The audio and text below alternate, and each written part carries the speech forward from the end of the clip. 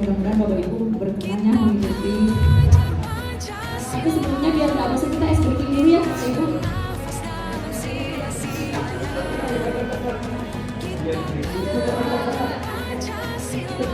Bapak Ibu kan sudah makan siang ya, sudah istirahat.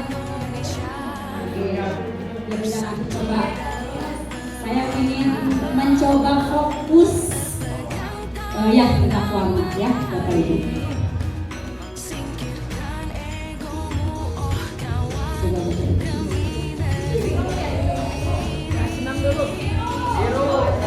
Belum. Kenapa? Ingat tadi apa Bapak Ibu? Sebelumnya ini apa Bapak Ibu? Ini apa Bapak Ibu? Terus hijau.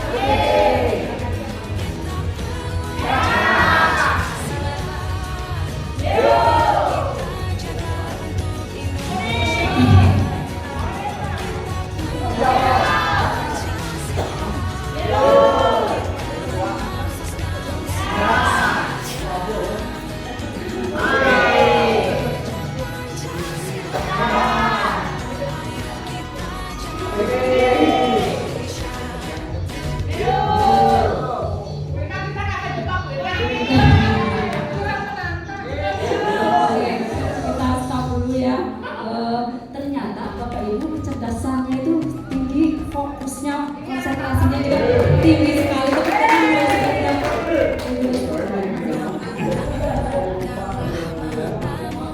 Lanjut ice breaking selanjutnya ya Bapak Ibu.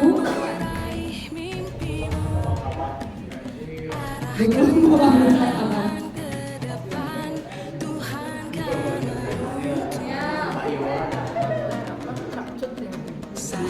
Terdapat 20 ikan emas ekor. Sayangnya setengah dari ikan emas tersebut hilang. Berapa banyak ikan emas yang tersisa di kolam?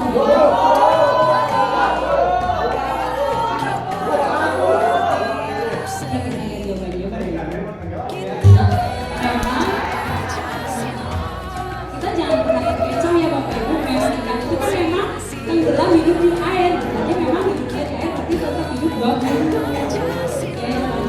Ternyata memang yang luar biasa Bapak Ibu guru. Enggak, yang saya herannya di jam kritis yang sekarang yang lelah lapar tapi Bapak Ibu tetap fokus. Yang ini berapa Bapak Ibu?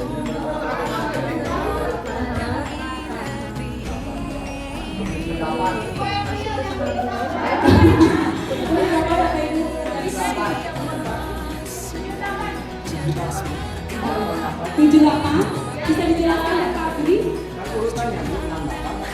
Nah kita coba ya. Nah, iya. Kalau fokus dibalikin, kita coba lagi. Dalam perjalanan ke taman, aku bertemu dengan seorang pria dan dua wanita. Masing-masing mereka membawa seekor kucing dan dua anak kucing. Berapa banyak kaki yang pergi ke taman?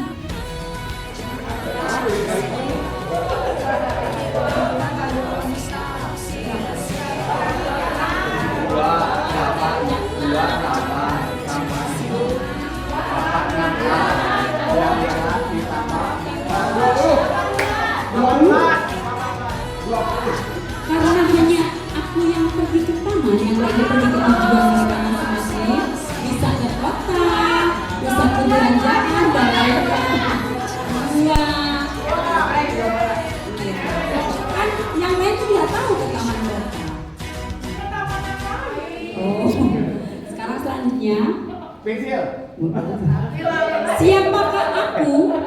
Aku harus digiling terlebih dahulu sebelum menggunakan meskipun aku bukan makanan.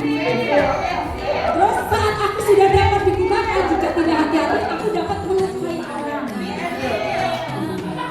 Makanya mereka jangan suka melukai orang yang biar cepat ke pelaminan.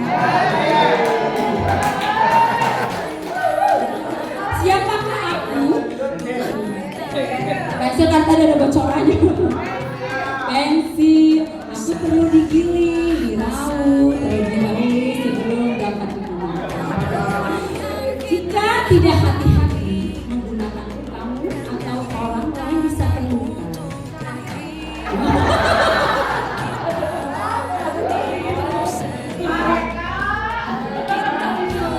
Sekali lagi, boleh? Aku terbuat dari emas dengan batu mulia yang mahal di sekelilingnya. Aku dipakai kepala dan tidak sembarang orang bisa memiliki dan memakainya. Siapakah aku?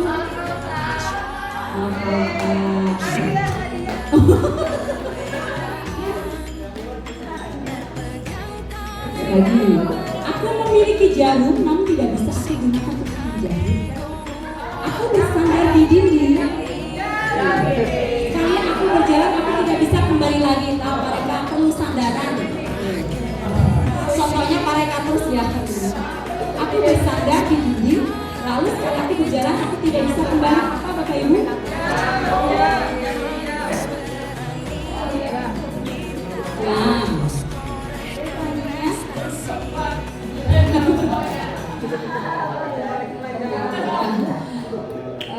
Mungkin udah cukup sekian ya Bapak Ibu es breakingnya.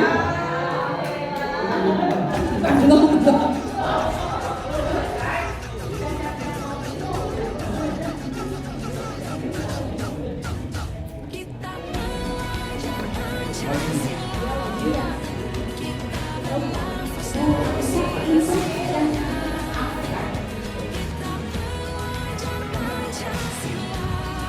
Saya taruh aja, itu mau harus durasinya 1 jam bisa aja.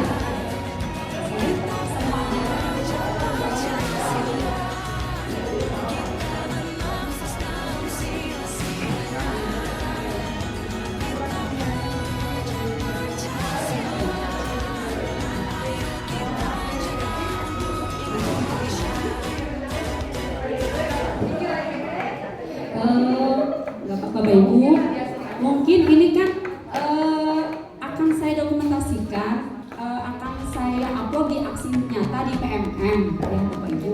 Mungkin durasinya agak panjang, mungkin kita juga boleh bercanda apa sih, nggak apa-apa karena itu kan merupakan diskusi aktif Bapak Ibu. Santai Bapak Ibu.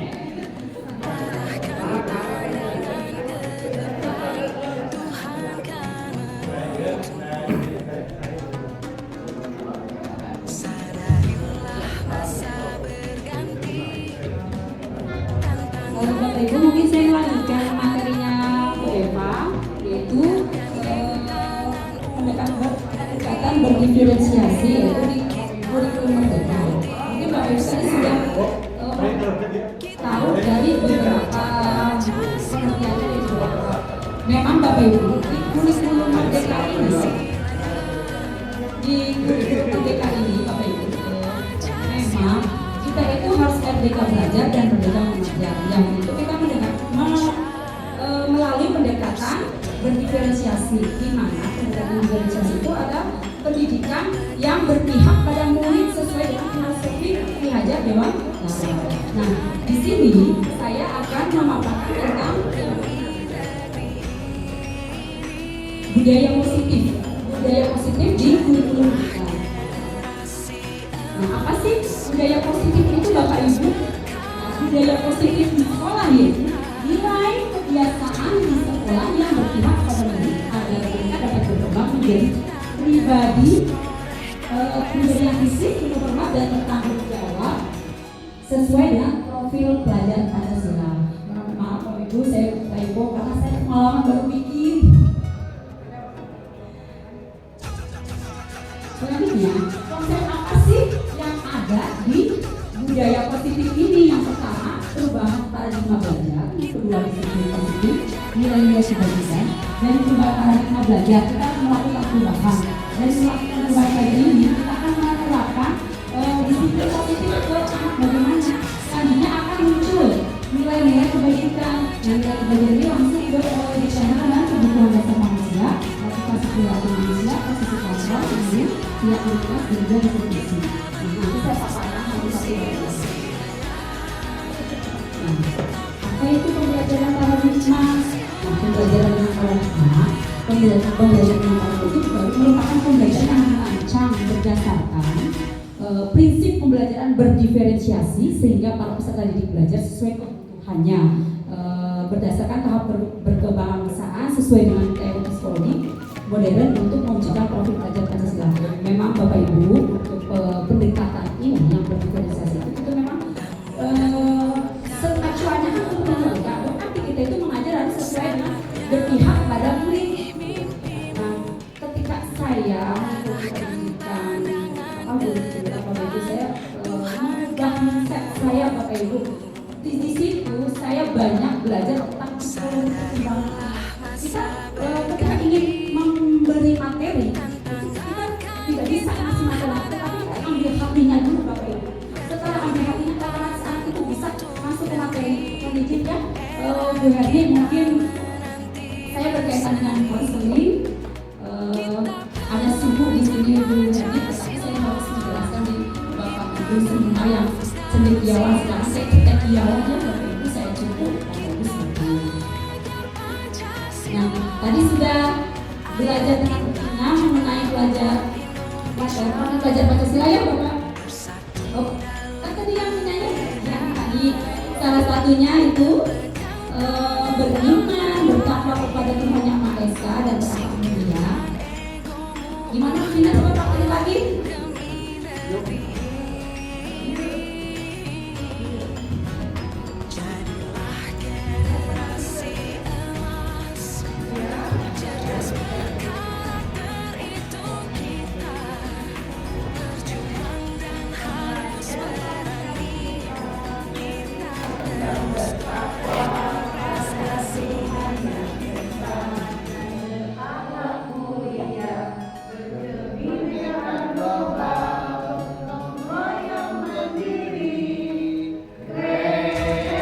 Terima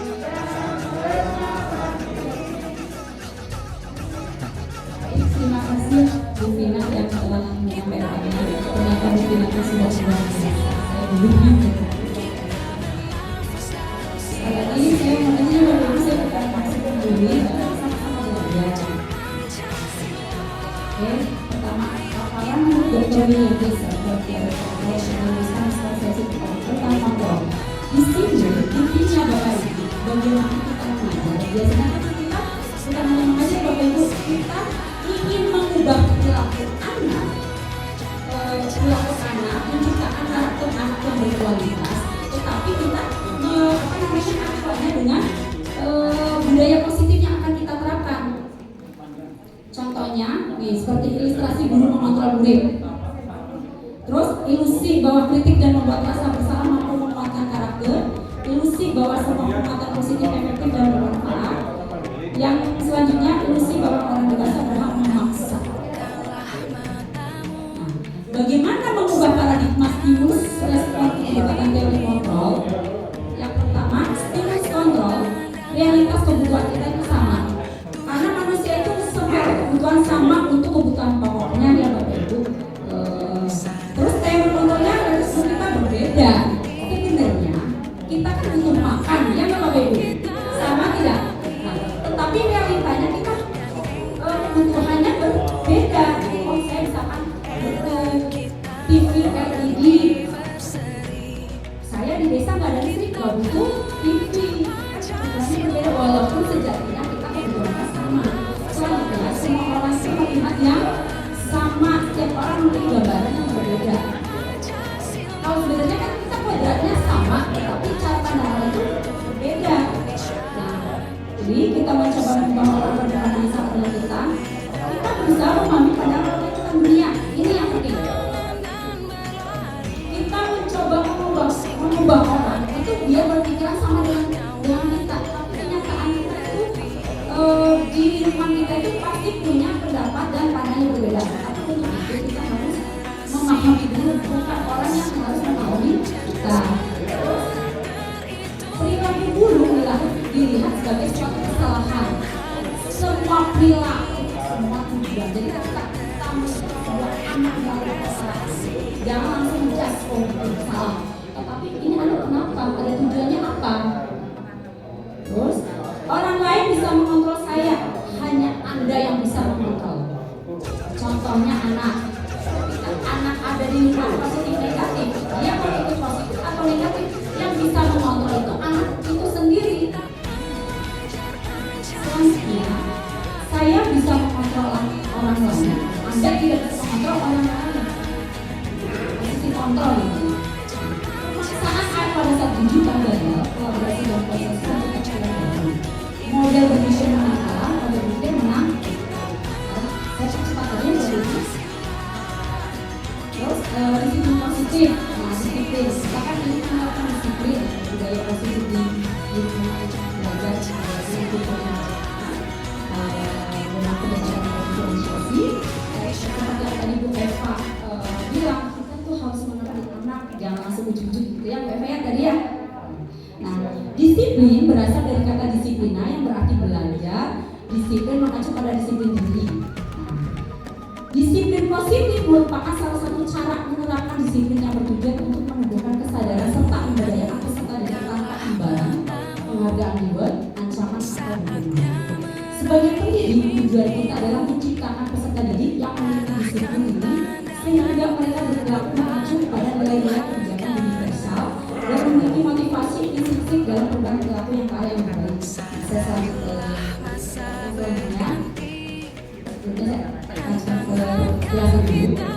ketika kita memberi aturan disiplin kepada anak, agak susah mungkinnya Bapak Ibu ya, gimana sih strateginya? Yang paling bagus kita harus membangkitkan motivasi intrinsik. Motivasi intrinsik itu benar-benar kesadaran diri.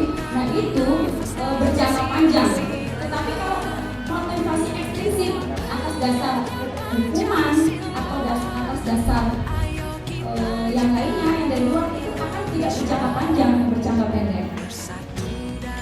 Nah ini nilai-nilai kebajikan. Contoh nilai kebajikan menyajikan ilustrasi atau organisasi. Nah, ini profil pelajar Pancasila kan tadi ya beriman, bertakwa, berbangsa sampai kreatif. Terus primary dan program. Contohnya seperti rasa hormat, tugas, pandai menghargai, antusias, komitmen. Terus keterampilan hidup, serta percaya, organisasi,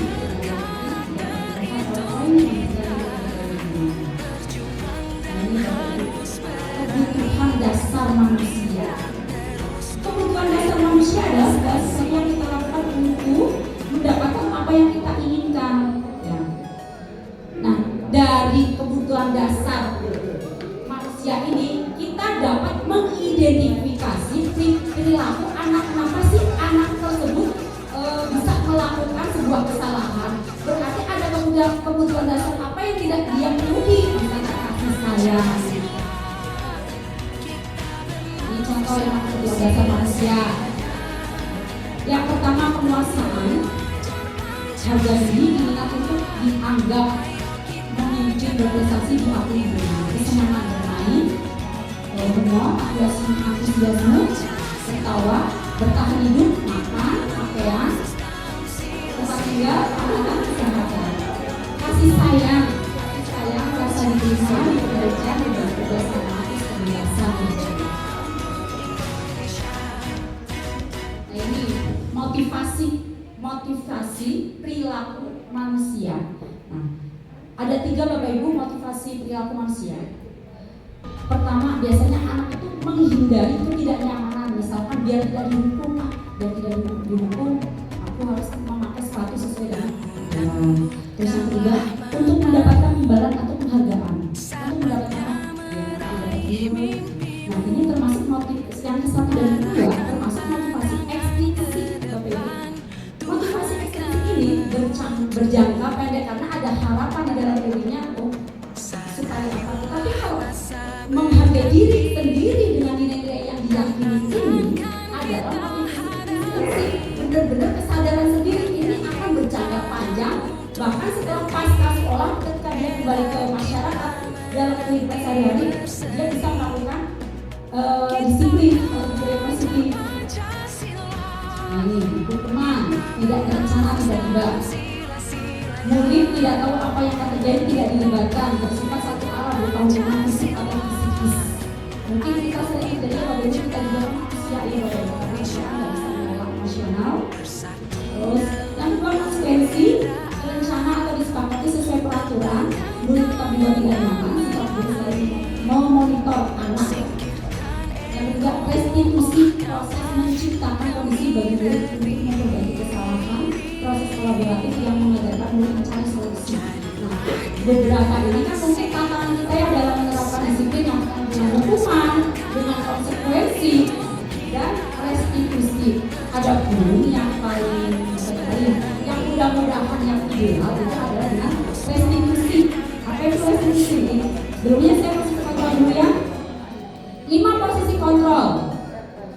Yang pertama menghukum, yang kedua membuat merasa bersalah, yang ketiga teman, yang keempat memantau, yang kelima manajer. Nah, sekarang coba ibu renungkan, sekarang kita ada di posisi kontrol yang mana? Di dalam hati saja. Menurut pribadi aja, saya posisi kontrol. Kita sama-sama belajar ya Bapak Ibu. Saya sekarang ada di posisi kontrol di mana nih?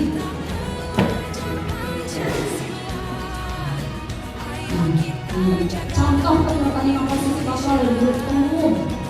Coba kamu hormat kepada hormat berbeda sama kerja. Terus mendukung pembuat rasa bersalah. Berapa kali Bapak Ibu harus beritahu kamu salah saya bicara teman. Ayo dong ikuti aturan sekolah, tolong bantu ibu bapak ya. Kali ini ya sudah tidak apa-apa. Lain kali jangan diulangi lagi ya. Ini ketika ibu mengatakan ini udah posisi kontrol sebagai teman. Nah kalau memantau, kamu sudah melanggar peraturan sekolah, kamu tahu konsekuensinya. Setelah upacara kamu beri atribut operasi dan jangan mengulangi lagi ya. Mantau. Terus manajer,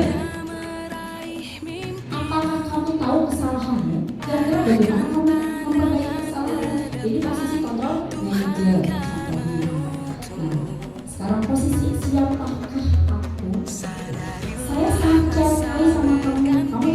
sekedar melakukannya. Apa rencana untuk penggeseran saat ini? Ayo lakukan Ibu Bapak. Mungkin Bapak Ibu bisa saling belajar berkomunikasi. Kalau saya ada komunikasi ini.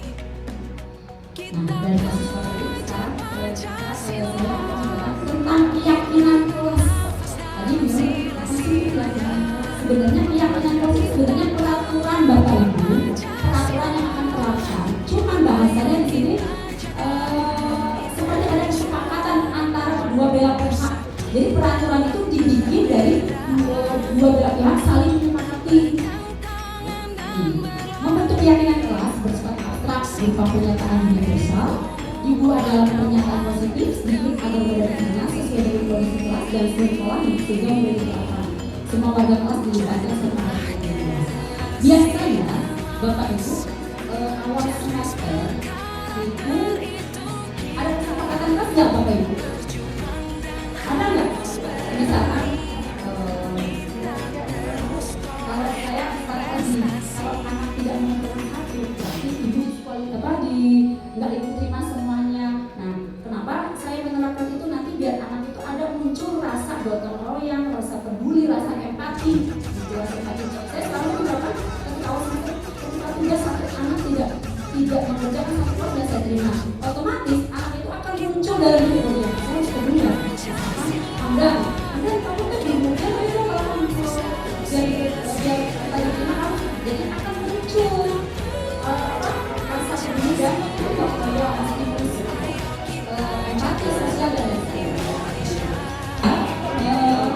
Tadi kan sudah kita jabarkan melalui keyakinan kelas. Coba Bapak Ibu keyakinan kelas yang ingin Bapak Ibu sampaikan ke dalam kelas yang akan Bapak Ibu bersama keyakinan kelas apa saja, maka Bapak Ibu bisa dituliskan.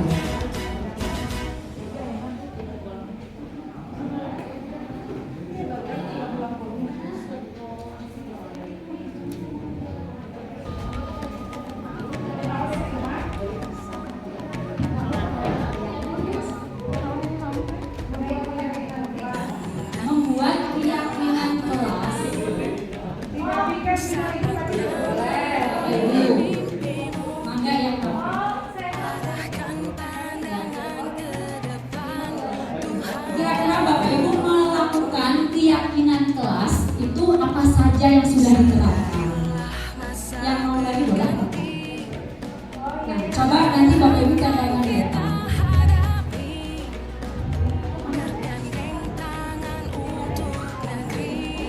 Sengaja ya Bapak Ibu.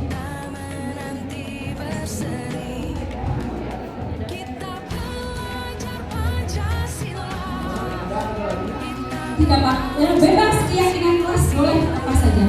Tidak pikir namanya keyakinan kelas kesepakatan antara murid. Jadi peraturan itu benar-benar kesepakatan dua belah pihak.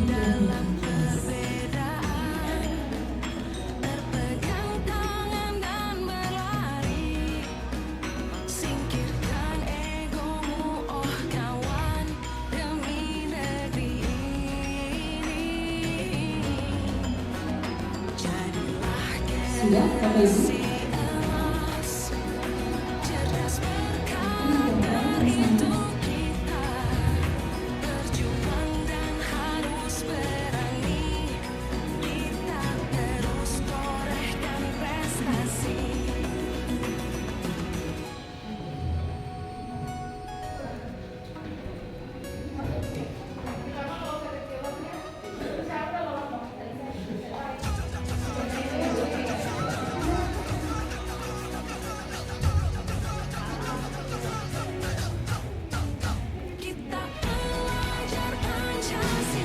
Tidak perlu serius Bapak Ibu yang sudah yang sudah Bapak Ibu sepakati itu kan jangan direalisasi.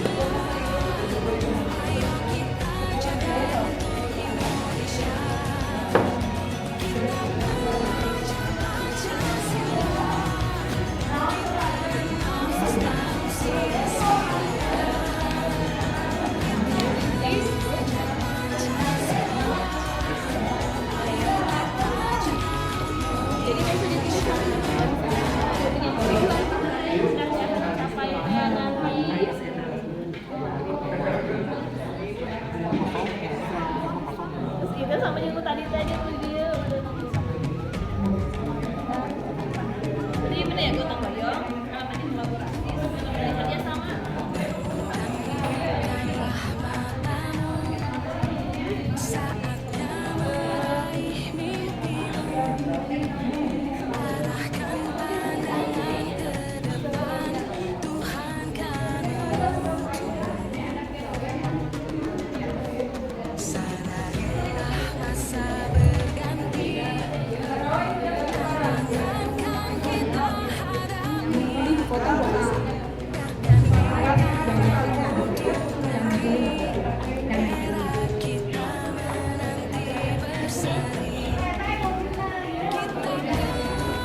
Baik, terima kasih Bapak Ibu yang sudah menuliskan keyakinan kelas.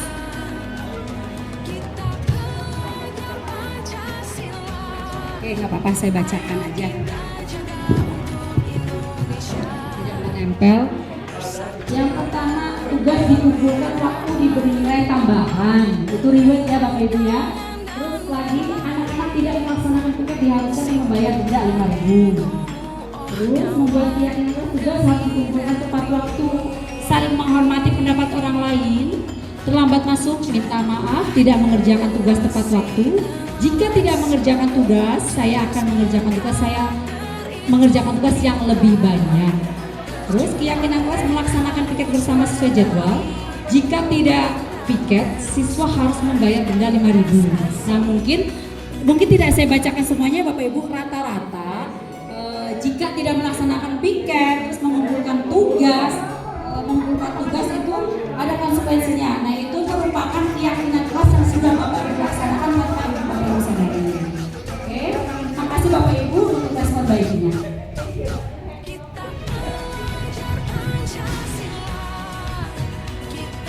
Nah, ini adalah salah satu lihat saya sedikit isi suatu proses dialog yang diajarkan oleh guru agar dapat masalah murid yang mandiri dan bertanggung. Ketika seorang murid berbuat salah atau melanggar aturan, dalam saya mengikuti beberapa cara penyelesaiannya adalah diskusi. Yang pertama, validasi tindakan yang salah. Yang kedua, menstabilkan identitas. Yang ketiga, menanyakan keyakinan. Apa itu menstabilkan identitas? Berdasarkan prinsip adalah bagaimana proses pembelajaran. Contoh kalimatnya seperti ini Bapak Ibu. Berbuat salah itu wajar. Tidak ada manusia yang sempurna. Ibu, bapak juga semuanya pernah melakukan hal yang sama. Terus, ibu tidak mau mencari siapa yang salah, tapi ibu bapak ini mencari solusi dari permasalahan ini. Kamu berhak merasa begitu. Kita bisa belajar dari sebuah kesalahan. Dengan kesalahan kita bisa lebih baik lagi. Sekarang kalau ada anak langsung ini, kenapa kamu terlambat? Karena kalau misalkan anak ketika langsung itu malah yang apalagi kan kondisi sekarang itu kan generasi stroberi ya Bapak Ibu ya. Anak langsung dicacat itu ya ada anak harus makin berontak. Tapi sekarang mungkin harus mengambil hatinya dulu ya Bapak Ibu. Terus validasi tindakan yang salah di sini. Yang pertama tadi kan stabilkan identitas. Jadi kita mencari nih kenapa anak bisa seperti itu. Jangan kita langsung mencerca dulu, kita harus stabilkan dulu. Yaitu baru validasi tindakan yang salah di sini loh. Bapak Ibu ini loh kamu pasti punya alasan. Contoh kalimatnya, kamu pasti punya alasan kenapa melakukan hal itu. Padahal kamu bisa melakukan yang lebih buruk dari dia. Kamu patut bangga karena telah melindungi sesuatu yang penting bagi kamu. Kamu melakukannya karena memperkenalkan sesuatu yang penting bagi kamu. Nah sekarang, kalau tadi kan pertamanya udah ya Bu, yang menstabilkan identitas, kita redakan dulu, kita cari tahu kenapa. Terus setelah itu kita kasih tahu ini loh salahnya. Setelah itu baru menyampaikan keyakinannya. Apa keyakinan kelas kita, terus konsekuensinya bagaimana? Nilai apa yang telah disepakati bersama? Kamu baik. Kamu mau nggak kenapa sekolah ini programnya apa Mak? Oh iya Bu, kita mengadakan kelas programnya. Jadi Mas, kita harus seperti terus nilai apa yang telah disepakati bersama, terus bagaimana gambaran sekolah yang ideal menurut kamu ingin menjadi orang yang seperti apa? Kamu mungkin masuk ke Bapak Ibu ya, ke anak-anak maksudnya seperti kamu. Nah, Ruby, tahu tidak dipanggil ke sini? Udah tahu Bu. Nah, masa sih nggak tahu? Enggak Bu. Nah, tadi kira-kira ada kejadian apa di kelas nak ya? Bukan kejadian apa sih Bu? Tapi kali itu dengar kamu berantem sama Nazri. Iya Bu, habisnya kesel sih. Apa kesel? Najwa terus mencontek hasil pekerjaan saya. Bukan hanya PR, tugas juga dicontek. Oh begitu, ya wajarlah kalau kamu marah dan kesal. Jika ibu ada di posisi kamu juga pasti akan berbuat hal yang sama. Lalu apa yang kamu lakukan terhadap Nazril? Saya marah-marah Bu, maki-maki dia. Dan tanpa sadar saya menggebrak mejanya. Oh begitu, pasti kamu berbuat seperti itu ada alasannya bukan? Iyalah Bu, masa saya diam saja? Saya sudah susah payah mengerjakan tugas, tapi Najwa hanya mencontek, tidak berusaha sendiri. Ya wajarlah kalau kamu merasa marah karena tidak rela ya pekerjaanmu dicoret begitu saja oleh Nazril. Jadi sangat menghargai tindakan kamu yang tidak berbuat lebih dari itu, lebih buruk dari itu, misalnya memukul, menendang atau yang lebih buruk dari itu. Sekarang coba pikirkan tindakan kamu marah-marah sampai mengebrak meja itu, sampai mengebrak meja, apakah sesuai dengan keyakinan kelas? Menurut kamu keyakinan kelas apa yang sudah dilakukan? Saling menghormati antar Ya, menurut kamu saling menghormati antar teman itu penting tidak? penting Bu. Baik, kalau menurut kamu penting, jadi keyakinan apa yang harus kamu lakukan pada saat kamu sedang marah? Harus lebih sabar Bu. Kamu bersedia memperbaiki masalah ini? Bersedia. Apa yang kamu lakukan untuk memperbaiki masalah ini? Saya harus lebih bersabar dan menahan amarah saya. Kalau ada teman yang mencontek, saya akan melaporkannya kepada guru atau guru mata pelajaran atau wali kelas saya. Ya, pas sekali tidak lebih tetap semangat ya. Sekarang coba kalau misalkan bersama dan kamu memaafkan dan ketika dengan tindakan kamu seperti itu, apakah kamu juga ingin minta maaf? Kita memang harus saling menghargai, saling memaafkan. Kita memang pernah berbuat salah, semua orang juga pernah berbuat salah. Tetapi dengan sebuah kesalahan itu kita harus bisa belajar dari sebuah kesalahan, harus bisa lebih baik lagi, bisa Bu. Jadi hikmahnya apa dari situ? Kita harus menahan amarah kita, tidak boleh marah terlalu berlebihan, harus saling memaafkan. Harus lebih sabar lagi, terus harus saling menghargai walaupun sebenarnya tindakan itu yang memicukan Nazril, tapi dia harus bisa mengelola emosi. Kita harus belajar dari sebuah kesalahan untuk lebih baik lagi. Sekarang jadi bisa kelas, nanti coba ngobrol baik-baik sama Nazril. Tadi Nazril sudah dipanggil, bisa lebih ya, baik, silakan kembali ke kelas ya. Makasih ya Bu. Ya, sama-sama. Semangat ya. Ya Bu, makasih. oh tidak akan ke sini. Kenapa? Jadi selamat bersekolah.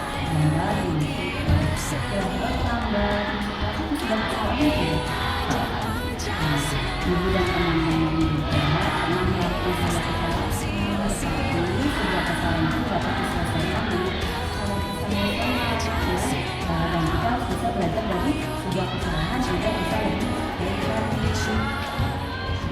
Besar. Kira-kira apa sih kamu punya alasan kenapa bisa tenang?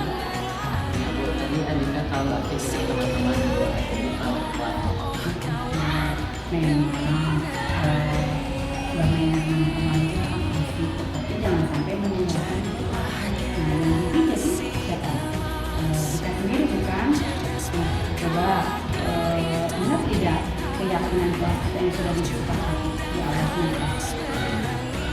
coba apa saja keyakinan kita yang sudah kita sepakati. Setelah sepakati. Setelah sepakat, apakah keyakinan kelas itu harus dilakukan? Harus dilakukan. Harus dilakukan. Terus apa yang akan dilakukan juga supaya kita bisa melaksanakan kewajiban dengan baik? Tidak akan sama saja. Tidak akan sama seperti ini.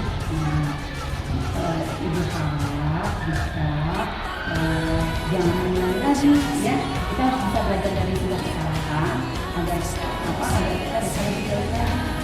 Silakan bisa mengikuti pelajaran seperti biasanya, tapi jangan diulang lagi ya.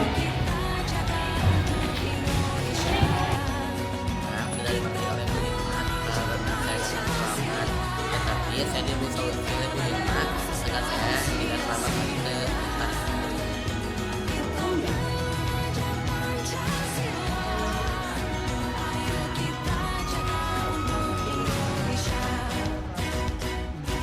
Kira-kira mengerjakan tugas itu sebuah kesalahan bukan suka? Ya Ibu, jika Syifa mengerjakan tugasnya terlambat itu sebuah kesalahan. Bukan hanya Syifa, Ibu dan kita semua pasti pernah melakukan kesalahan ini dengan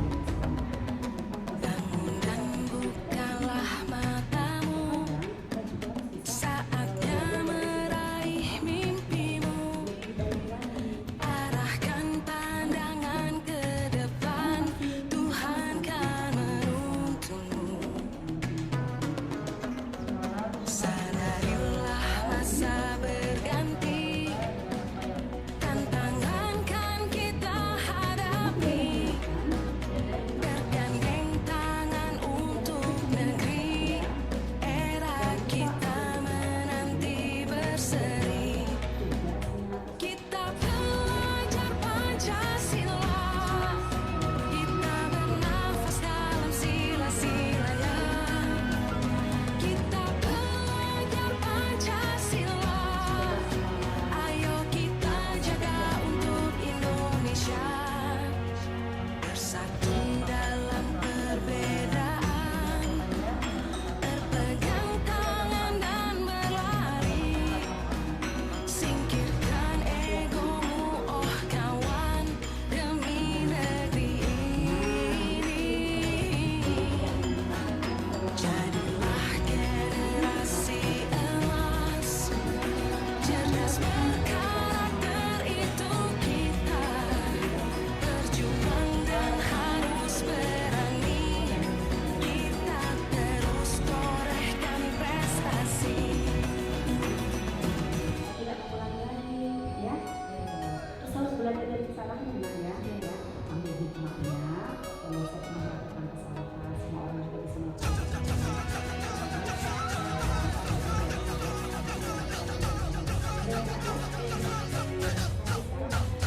Kita belajar Pancasila, kita bernafas dalam sila-sila. Saya senang karena saya tidak dimarahi oleh Bu Irma, tapi saya diberi solusi oleh Bu Irma untuk mengerjakan tugas tepat waktu.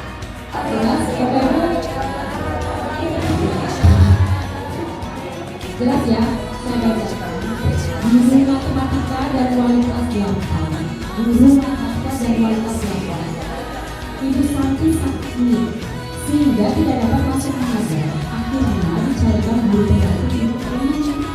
Ibu Eni baru 2 tahun menjadi guru SMP. Beberapa murid perempuan, Vivi dan Natali, mengetahui hal ini dan mulai menggunakan kesempatan dan bersikap seenaknya, tertawa dan tidak mengindahkan kehadiran Ibu Eni. Ibu Eni mencoba menyapa Vivi dan Natali dengan ramah sambil mengingatkan mereka untuk tetap fokus pada pengerjaan tugas. Ayolah, tugasnya dikerjakan. Nanti Ibu dipanggil Bapak kepala sekolah. Kalau kalian tidak kerjakan tugas, tolong bantu Ibu ya. Namun Vivi dan Natali malah jadi tertawa. Ibu santai aja Bu. Mereka tetap tidak mengerjakan tugas dan malah mengobrol. Keesokan harinya, Ibu Santi menghubungi dan Natali serta menanyakan tentang laporan Ibu Eni. Ibu Santi menanyakan apakah mereka bersedia melakukan permasalahan yang ada. Vivi dan Natali sempat ragu-ragu dan membela diri, namun pada akhirnya mengatakan akan meminta maaf. Ibu Santi menanggapi bahwa tugas itu boleh saja dilakukan bila mereka sungguh-sungguh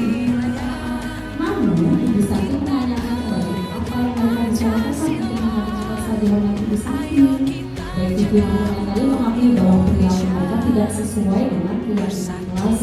Ibu Santi melanjutkan kembali apa yang akan mereka lakukan untuk memperbaiki masalah.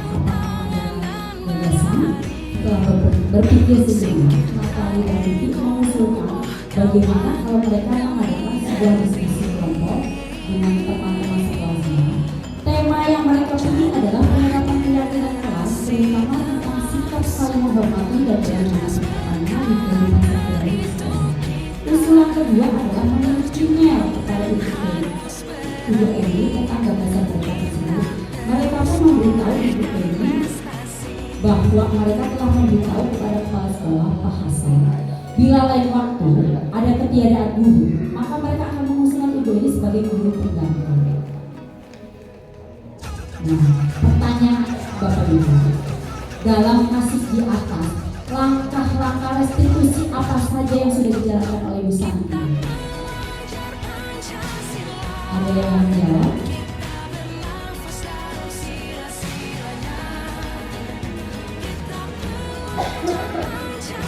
Dalam kasus di atas, restitusi apa saja yang sudah dijalankan oleh Ibu Santi?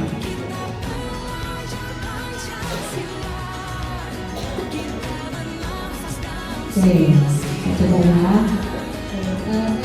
Ini menurut pendapat saya validasi tindakan Ibu Santi memiliki pidana ini sudah menerapkan segitiga restitusi ya Bapak Ibu. Pertama, validasi tindakan Ibu Santi memanggil Vivi dan Natali serta menanyakan tentang laporan Ibu Eni.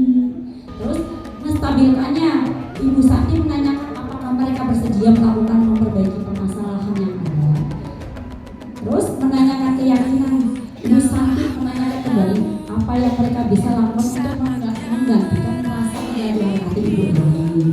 Terus yang kedua, Ibu Santi melanjutkan kembali apa yang akan mereka lakukan untuk memperbaiki masalah apakah ada kesalahan. Terus pertanyaan kedua, menurut Anda apakah restitusi yang diusulkan Vivi dan Natali sesuai dengan pelanggaran yang telah dibuat? Apakah langkah-langkah restitusi yang telah diusulkan mereka?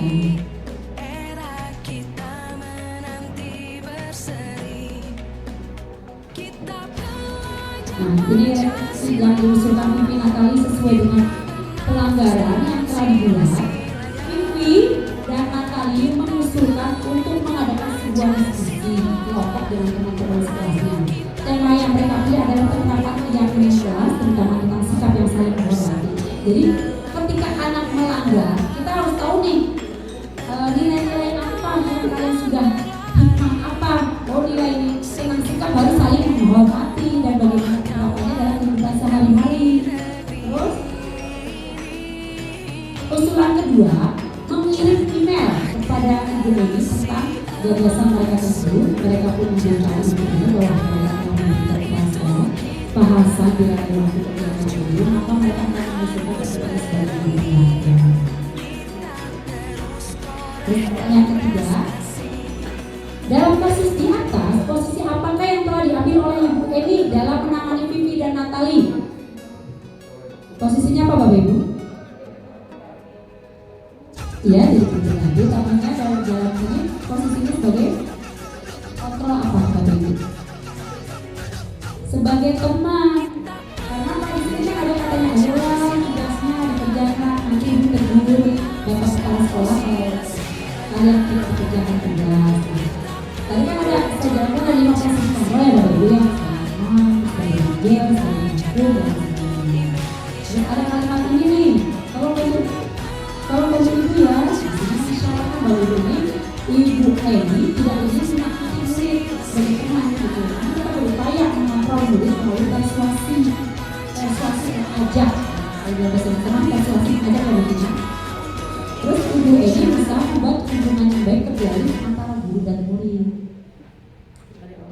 Terus pertanyaan keempat, jika Anda adalah Pak Hasan, bagaimana Anda menyikapi langkah-langkah yang ditempuh?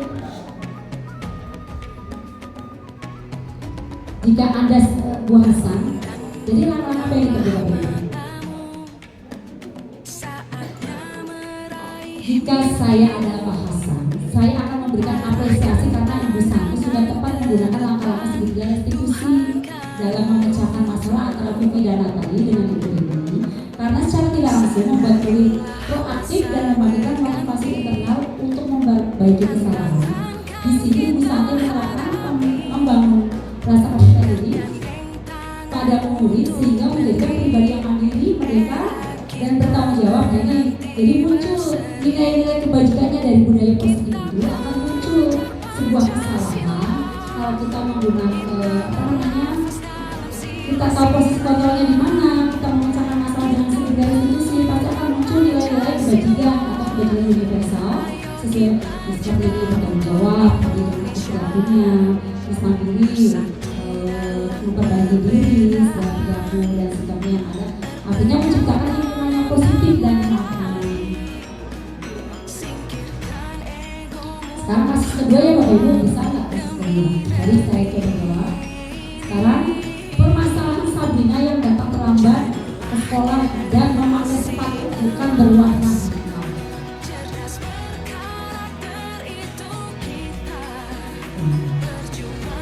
Sabrina hari itu bangun terlambat.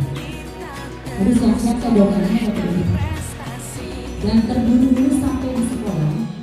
Dia pun akhirnya sampai di gerbang sekolah tapi baru menyadari kalau tidak menggunakan sepatu hitam tertera di peraturan sekolah. Di depan pintu kelas, Bapak Lukman memperhatikan sepatu Sabrina yang berwarna coklat. Sabrina berusaha menjelaskan bahwa dia terburu-buru dan salah satu mengenakan sepatu salah menggunakan sepatu. Pak Lukman menanyakan Sabrina apa peraturan sekolah dan seragam warna sepatu. Sabrina menjawab sudah mengetahui sepatu harus berwarna hitam. Namun terburu-buru dan salah menggunakan sepatu saya tidak mungkin kembali ke rumah karena rumahnya jauh sekali. Pak Lukman tetap bersikeras pada peraturan yang berlaku dan mengatakan ya sudah, kamu sudah melanggar peraturan sekolah, kamu salah, sudah terlambat, salah pula warna sepatunya. Segera buka sepatumu, kalau tidak bisa mengenakan warna sepatu sesuai peraturan. Sabrina meminta maaf dan memohon kembali kepada Pak Lukman agar tetap pada mengenakan sepatunya dan berjanji tidak akan mengulangi kesalahannya. Namun Pak Lukman tidak mau tahu. Tidak, kamu telah melanggar peraturan sekolah. Kalau tidak sanggup ambil sepatu di rumah atau diantarkan sepatu sekolah, ya sudah, kamu bersepatu saja seharian di sekolah. Sekarang copot sepatumu dan silakan belajar tanpa sepatu seharian. Sabrina pun dengan berat hati mencopot sepatunya dan memberikan kepada Pak Lukman. Seharian dia tidak berani berkeliling sekolah karena malu dan lebih banyak berdiam diri pas dan tanpa alas sepatu.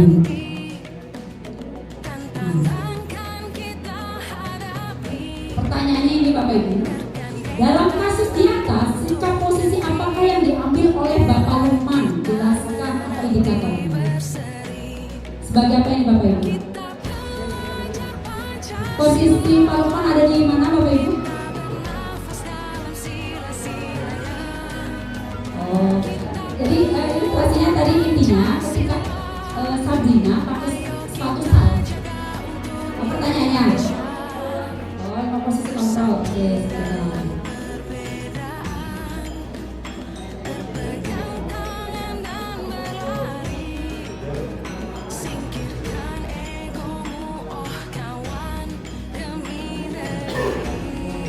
Ini Bapak Ibu, ada 5 posisi kontrol: penghukum, pembuat rasa bersalah, pemantau, dan manajer. Sebagai penghukum, ya betul, sebagai penghukum Bapak Ibu.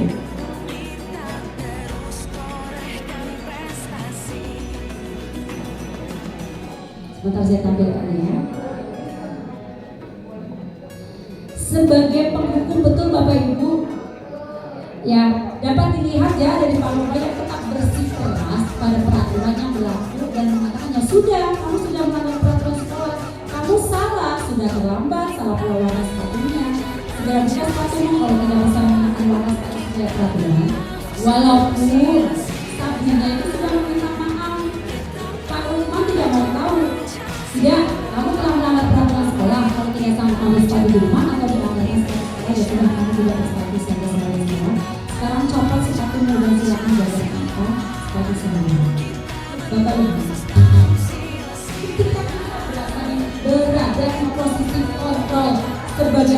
itu. Benar kata tadi Pak Usyana menjelaskan tadi ya Bapak Ibu, kita itu tidak akan mengubah perilaku anak yang ada akan menumbuhkan memori jelek pada anak. Anak itu merasa trauma, anak akan merasa malu, merasa tidak harga dirinya dan lain sebagainya Bapak Ibu, ketika merasa dipermalukan atau bagaimana, apalagi dengan generasi sekarang, dengan generasi modern gitu. Benar kata Pak Usyana seperti tadi, ketika disuruh dihukum, dia suruh hormat dalam masa bijak itu, anak itu malah tidak ada perubahan, malah kita akan memberi memori buruk kepada anak yang akan selalu diingat. Bahkan saya pernah mengalami memori buruk pada saat waktu SD. Ini pengalaman saya Bapak Ibu waktu SD. Ketika SD, kelas 5 SD, saya mengalami perilaku buruk dengan guru tersebut. Saya bingung, kenapa guru itu selalu menyudutkan saya. Contohnya ketika ada yang bertanya, saya akan menunjukkan jari, semua pun sama. Tetapi guru tersebut langsung, iya Pak, dari tadi kamu jelaskan padahal yang menunjukkan bukan saya. Benar Bapak Ibu, bukan saya, mohon maaf Bapak Ibu, bukan saya lihat bagaimana. Alhamdulillah saya dari kelas 1 sampai kelas 4 saya itu ranking 1 terus. Alhamdulillah, bukan. Tetapi ketika di kelas 5 saya itu selalu disuruhkan apa saya salah. Nah ternyata Bapak Ibu kesimpulannya, ternyata guru tersebut itu dendam pada kakak saya. Iya, ada dengan kakak saya itu kan laki-laki. Kakak saya itu bajunya luar biasa. Memang namanya laki-laki Bapak Ibu. Iya, bajunya luar biasa.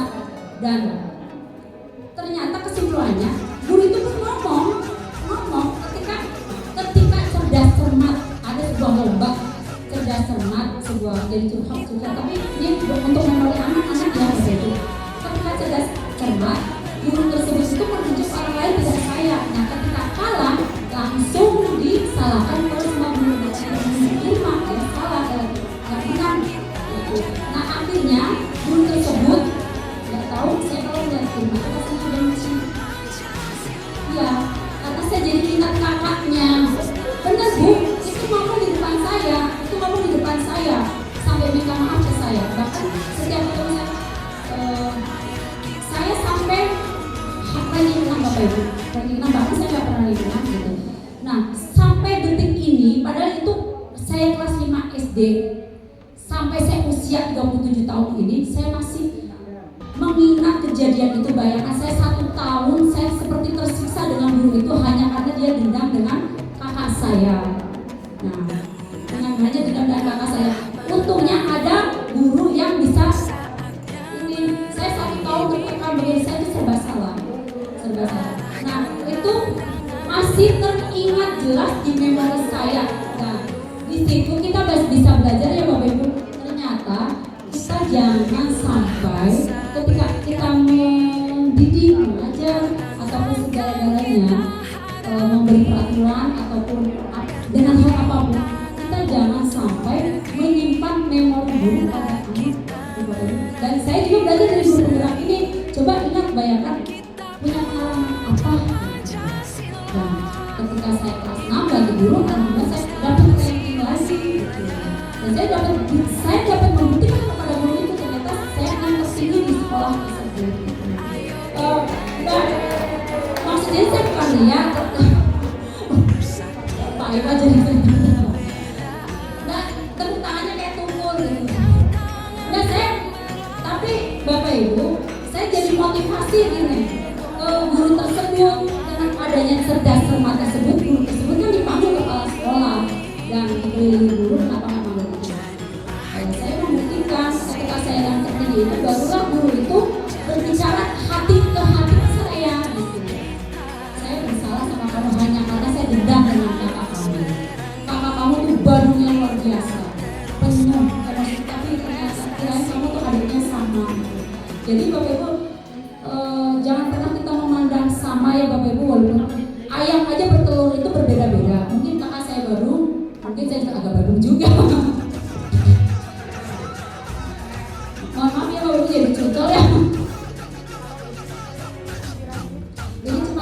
sekedar pembelajaran bahwa kita dalam segi garis divisi itu kita tidak boleh menyimpan memori buruk kepada anak.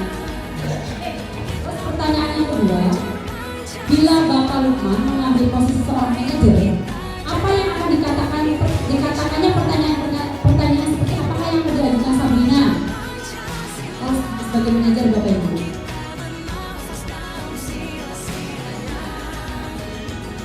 Kalau tadi kan Bapak Lukman kan langsung tidak mau tahu, pokoknya kamu udah tahu salah, mungkin tidak mau dikatakan alasannya, padahal Sabrina sudah minta maaf.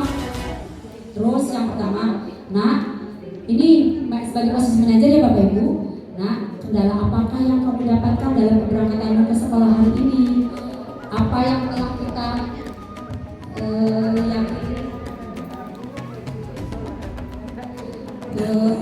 kita yakini dari keyakinan sekolah? Apakah kamu sudah meyakininya? Apa yang kamu lakukan untuk memperbaiki masalah ini? Nah, apa yang harus dilakukan esok hari? Apakah kamu ada gagasan? Nah, pertanyaan 3, kira-kira bila Anda adalah kepala sekolah di sekolah tersebut, bagaimana Bapak Ibu? Terus gini Bapak Ibu, kira kebajikan apa yang ingin dituju oleh peraturan sepatu harus berwarna hitam? Yang pertama kedisiplinan, yaitu agar murid membiasakan disiplin, ini yang nilai kebajikannya. Yang kedua tanggung jawab, agar murid bertanggung jawab atas sesuatu yang disepakati. Yang ketiga toleransi, mengajarkan kepada murid sebuah nilai kebersamaan dan persatuan. Nah, bagaimana Anda menyikapi langkah yang diambil Pak Lukman mengenai kasus tersebut Bapak Ibu? Sudah tepat belum? Kenapa Bu? Kak Cik? Bu Heni, bisa? Mungkin Pak Lukman itu kurang tepat ya Bapak Ibu, karena perilaku kontrol negatif sehingga hal tersebut akan mengakibatkan anak memberontak ataupun mendendam dan menyalahkan orang lain, dampak pada murid mengulang kesalahan dan berperilaku jadi agresif, terus jadi menyimpan memori buruk kepada anak karena secara tidak langsung sudah dimarahi juga, anak sudah merasa takut. Yang kedua dipermalukan, tidak memakai sepatu seharian.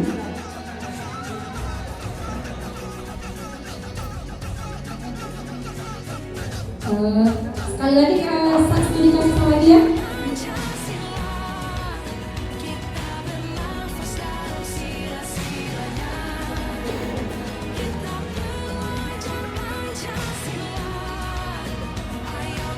Mungkin 2 studi kasus aja ya Bapak Ibu ya. Cukup? Cukup aja ya. Ya cukup aja ya. Jadi kesimpulannya Bapak Ibu, seorang guru memiliki dan memerankan posisi kontrol sebagai seorang guru.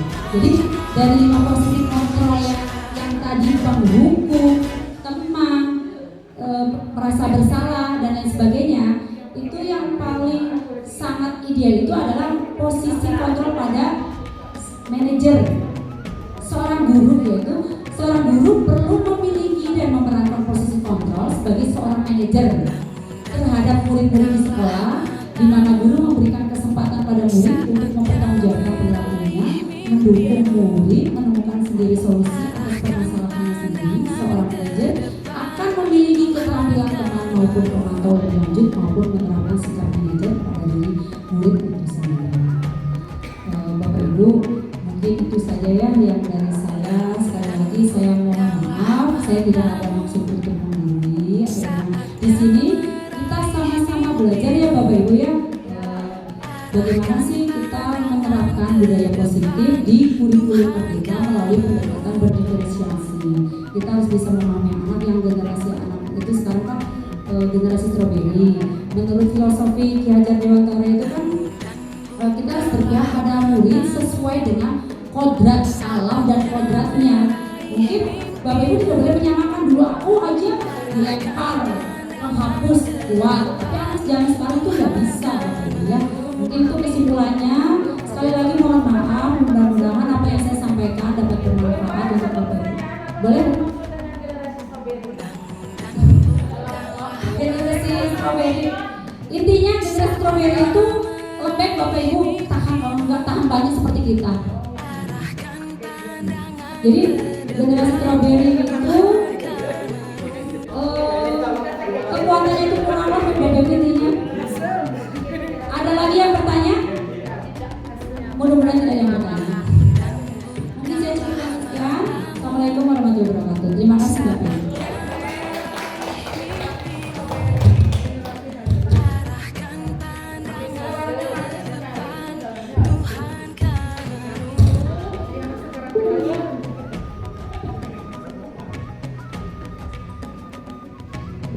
Bapak dan Ibu. Bangun dan bukalah matamu, saatnya meraih mimpimu. Arahkan pandangan ke depan, Tuhan kan menolong.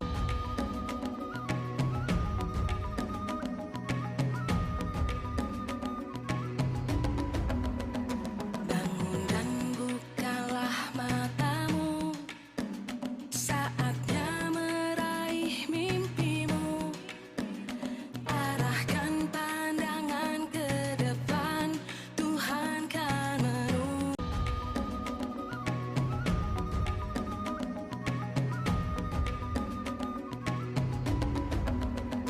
Bangun dan bukalah matamu, saatnya meraih mimpimu. Arahkan pandangan ke depan, Tuhan kan menolong.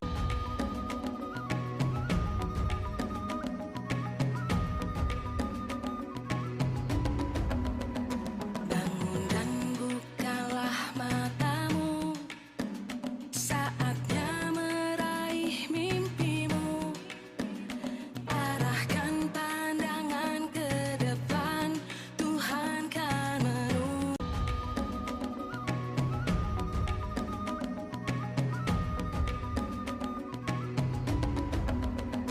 Bangun dan bukalah matamu, saatnya meraih mimpimu.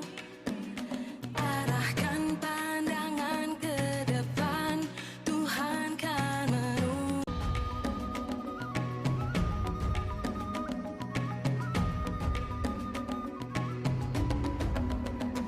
Bangun dan bukalah matamu, saatnya meraih mimpimu. Arahkan pandangan ke depan, Tuhan kan menolong. Bangun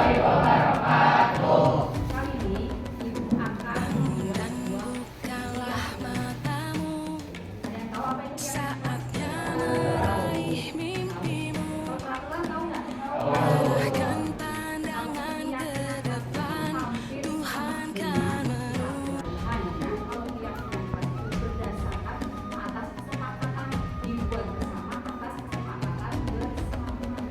Bangun dan bukalah matamu, saatnya meraih mimpimu.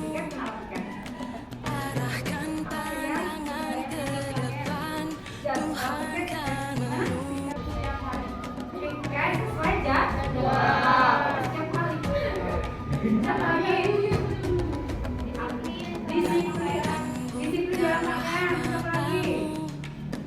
Saatnya meraih mimpimu. Arahkan pandangan ke depan, Tuhan kan menolong. Banyak ya keyakinan kelas 6. Sekarang karir yang kalian inginkan itu apa? Itu bagaimana? Jadi kita bikin aturan berdasarkan kesepakatan. Kalau kesepakatan Bukalah matamu, benar-benar keinginan kalian dan saatnya meraih mimpimu.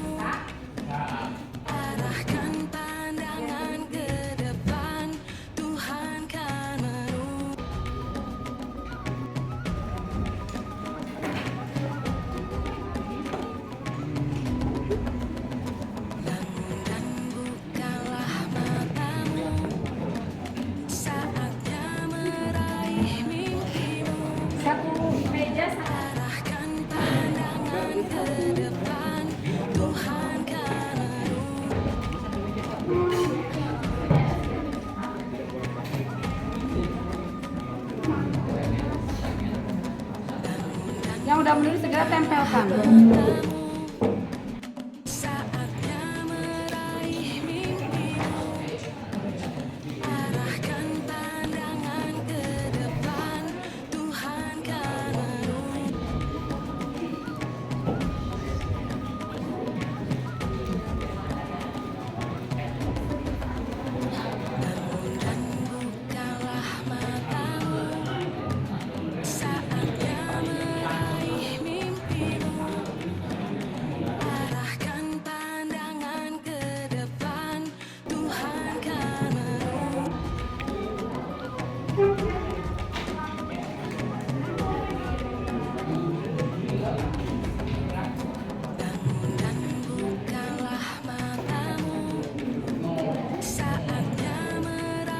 Oke, yang sudah boleh menempel. Boleh tempel.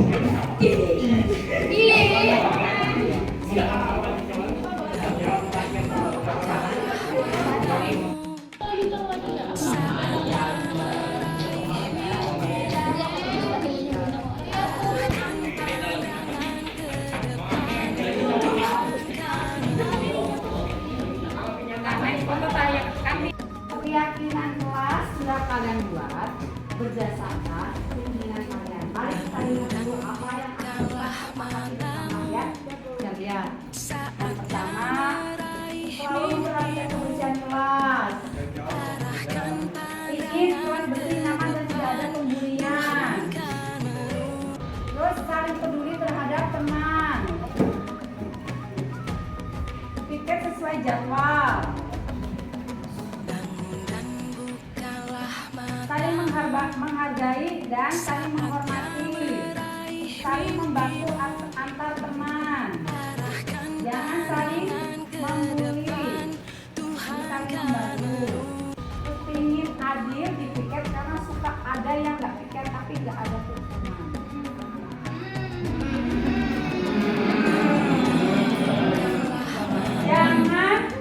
Jangan membuli. Jangan membuli terhadap teman. Sepakat?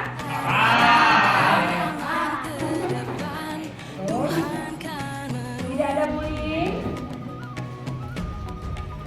Stop menyebut nama orang tua, ya. Karena ini merupakan salah satu bully yang menyebabkan konflik.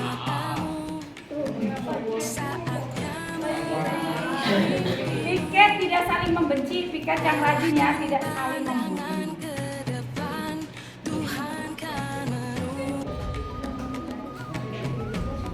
Kita harus menghargai sesama manusia dan harus berbuat baik pada manusia. Tidak buang sampah sembarangan. Jangan berisik di kelas. Hadir tepat waktu. Kita harus menghargai sesama manusia. Tadi udah ya di sini. Ada yang bisa membantu ibu?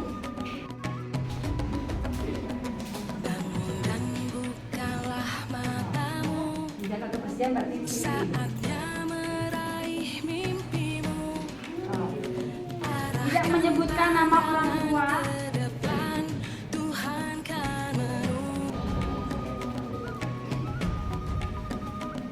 Jangan apa ini? Tulisannya circle. Harus saling bersama. Bersatu.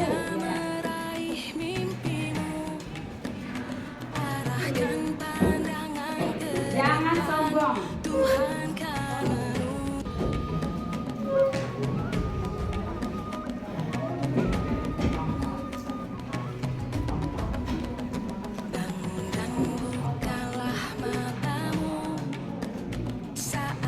Tidak membuang sampah di bangku.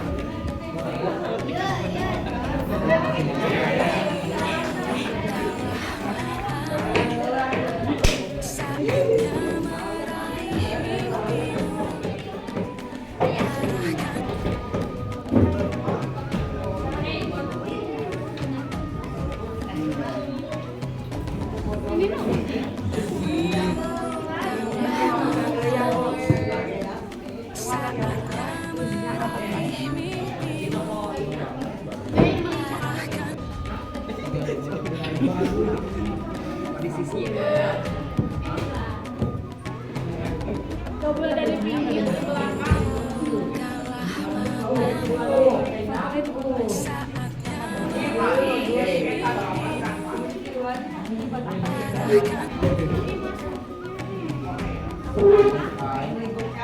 Apa sih orang aneh? Laki nggak mau ngaku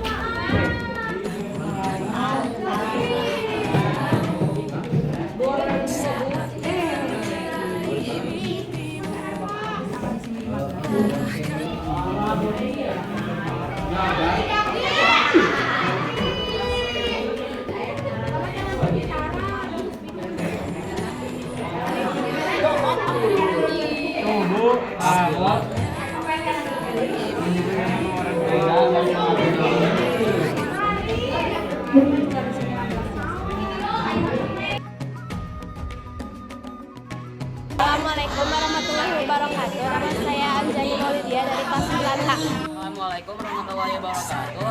Nama saya Selva Zikra Ramadan dari kelas 9H. Assalamualaikum warahmatullahi wabarakatuh. Perkenalkan nama saya Amareta dari kelas 9H. Assalamualaikum warahmatullahi wabarakatuh. Perkenalkan nama saya Sulviana Tiza dari kelas 9H. Perkenalkan nama saya Maulida dari kelas 9H.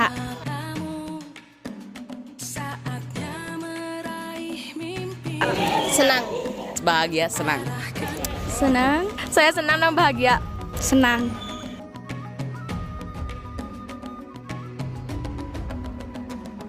Penting. Penting sekali. Penting. Penting. Penting.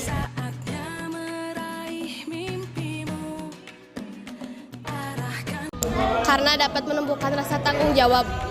Untuk menertiban di kelas. Biar kelas lebih tertib aja sih. Karena bisa mengatur kelas agar tidak berantakan dan juga bisa menertibkan kelas juga. Karena agar lebih disiplin lagi.